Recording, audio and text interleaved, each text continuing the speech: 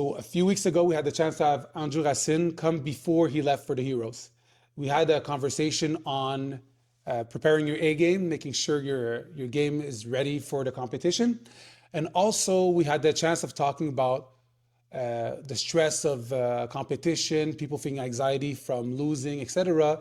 And Andrew was mentioning that if you lose, it's no big deal, but you have to try to learn from it. So thanks for coming back, Andrew. Yeah, thank you for having me. And first, before we treat the two subjects of your A game and also what happens when you do not win, it doesn't go how you want. Can you tell us a bit, just generally, when you arrived, how it went, how you felt? Yeah, so leading up to the tournament, the few weeks before, I didn't feel great.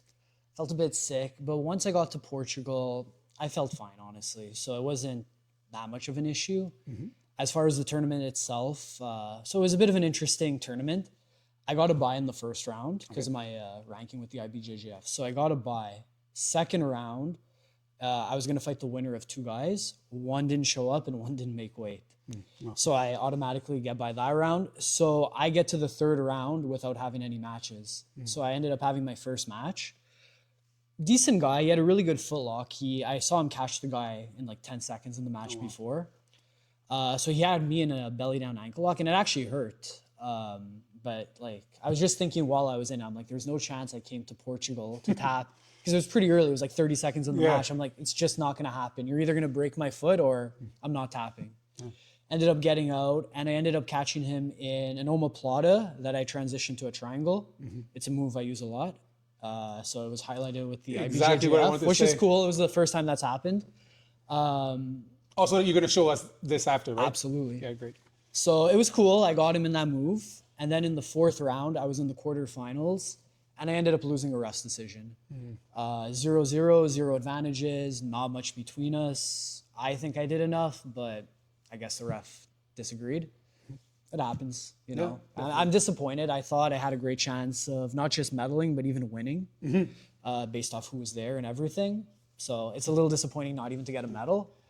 But, you know, like you said, I need to find ways to learn from it, improve my game, and I'll be back.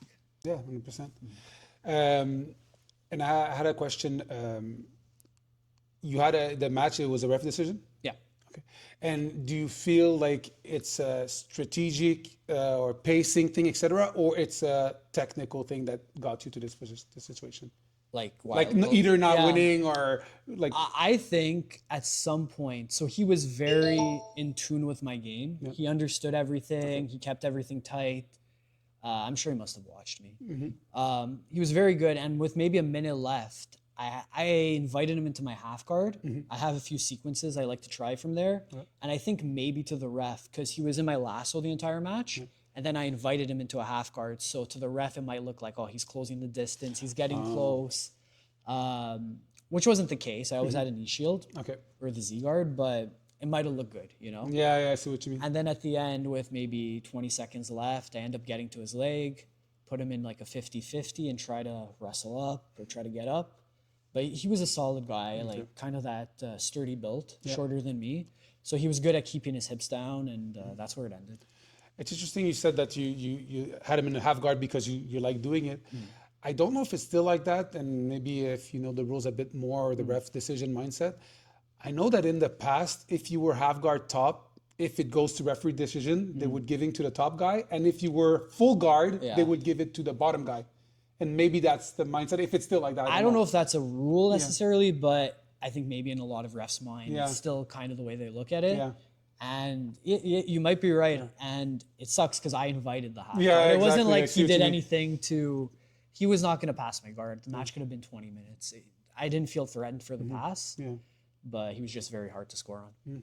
I'm not sure. I'll ask a ref, but I remember it used to be like that. If it was a really tight game, and often if you were in an open or like half guard situation, top and putting pressure, not even like passing.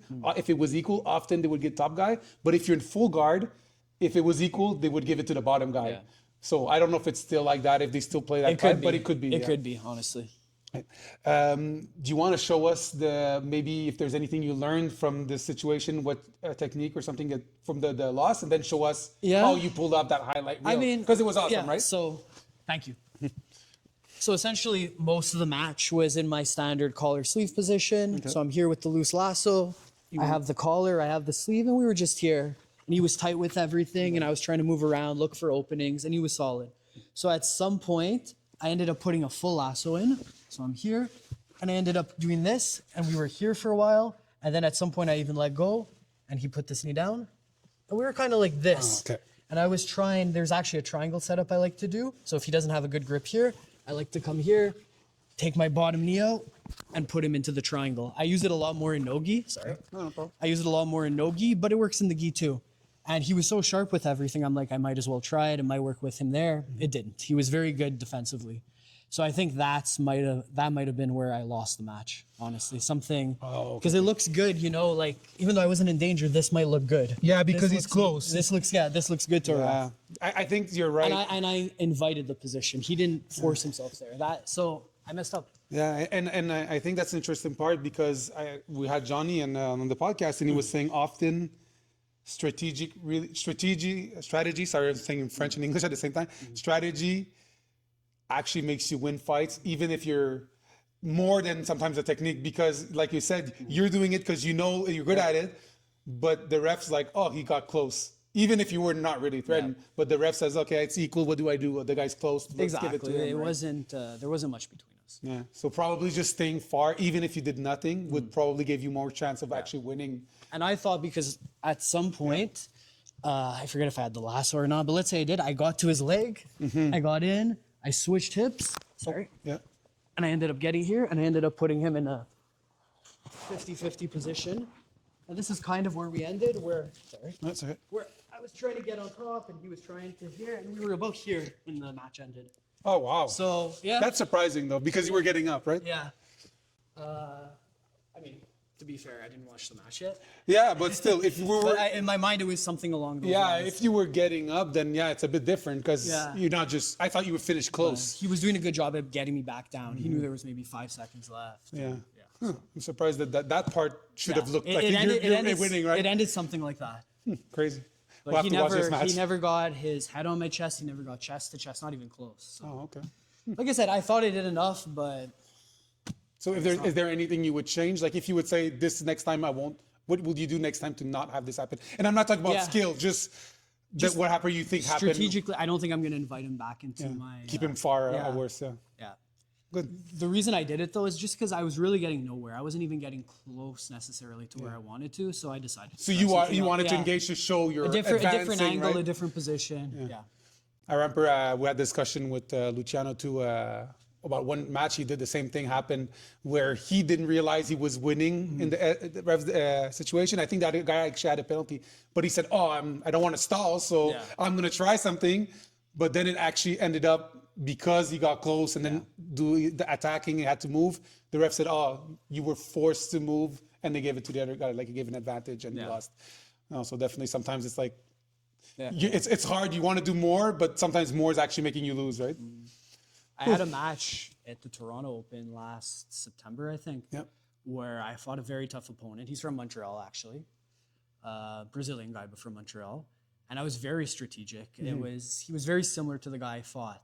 And I purposely, avoided positions like that against him. I knew it was probably looking good to the refs, the way I had him in my lasso and this and that. And I shot up a couple times, almost got it. So, yeah, very similar match, different result. Oh, good. Do you want to show us your good move now, the highlight move? Yeah. I know it's funny because we did a highlight when you came the first time. Yeah. And you started a lot of those setups without necessarily doing the full mount, but it looked a lot like that, right? Yeah. So, what I do, let's say you're standing. Okay. I believe he was standing or at least kneeling. I get my position, collar sleeve, as high as I can. A high grip's very important.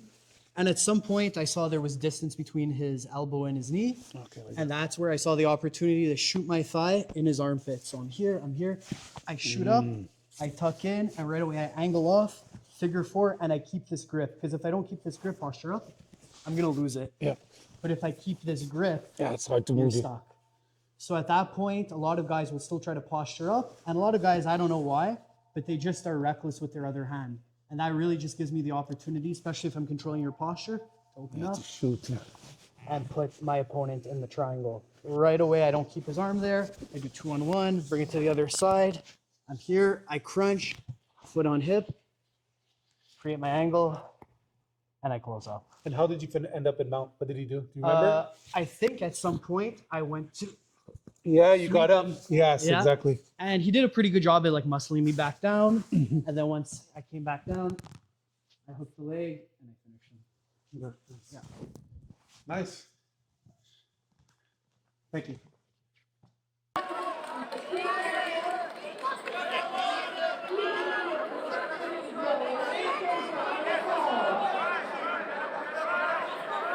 Andrew. Yes! Oh, Andrew, we gotta come up. Hey!